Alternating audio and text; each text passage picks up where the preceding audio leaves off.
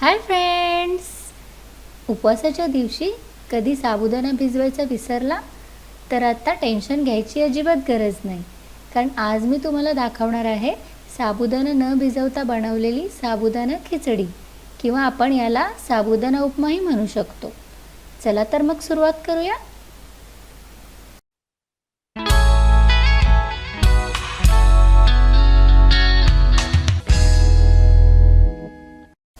तर इथे पॅनमध्ये मी हा अर्धा कप साबुदाणा घेतलेला आहे.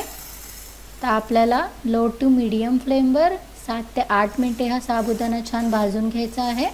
अधूनमधून परतत राहायचं आहे, म्हणजे हा सर्व बाजूनी नीट भाजला जाईल. साबुदाणा भाजत आला की याचा कलर चेंज होतो आणि हा थोडा ब्राऊन कलरचा होतो आणि दाणे अशा प्रकारे उडायला लागतात. तर आता साबुदाणा भाजून तयार आहे. आपण हा थंड करून घेऊ. तर इथे साबुदाणा छान थंड झाल्यावर मी या मिक्सरच्या भांड्यामध्ये काढून घेतलेला आहे आणि आता आपल्याला याची मिक्सरमधून छान बारीक पावडर करून घ्यायची आहे. अशा प्रकारे ही बारीक पावडर करून घेतलेली आहे. तर इथे पॅनमध्ये 1 टेबलस्पून तेल घेतले आहे. यामध्ये अर्धा छोटा चमचा जिरे, 2 चिरलेल्या हिरव्या मिरच्या हे छान परतून घेऊ. आता यामध्ये घालू 1 चिरलेला बटाटा आणि हा बटाटा छान परतून घेऊ. आता आपल्याला यामध्ये बटाट्यापुरते थोडे मीठ घालायचे आहे आणि आता हे छान मिक्स करून घेऊ आणि झाकण लावून 5 ते 6 मिनिटे बटाटे छान शिजवून घेऊ.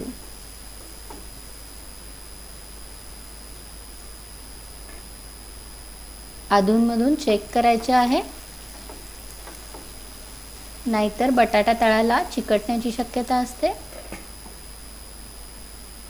तर हे पहा, इथे बटाटा छान शिजलेला आहे. आता आपण यामध्ये घालू साबुदाण्याची पावडर, जी आपण मगाशी बनवलेली होती. यामध्येच घालू 3 ते 4 मोठे चमचे भाजलेले शेंगदाण्याचे कूट. थोडे जाडसर कूट खिचडीमध्ये खूप छान लागते. आता यामध्ये पाव चमचा साखर आणि चवीनुसार मीठ.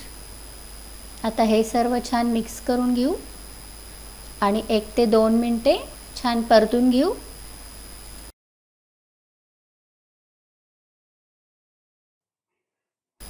तर आता यामध्ये थोडे थोडे पाणी अशा प्रकारे घालून छान मिक्स करून घ्यायचे आहे. हे पहा, अशा प्रकारे नीट मिक्स करून घ्यायचे आहे. यामध्ये अजून थोडे पाणी लागणार आहे, तर आपण अजून थोडे पाणी घालू आणि छान मिक्स करून घेऊ. हे पहा, आता याला छान उपम्याचे टेक्स्चर आलेले आहे. साधारण अर्धा कप पाणी ॲड करावे लागते. आता हे छान मिक्स झालेले आहे. आता आपण यावर झाकण लावू आणि 2 मिनिटे वाफ काढून घेऊ.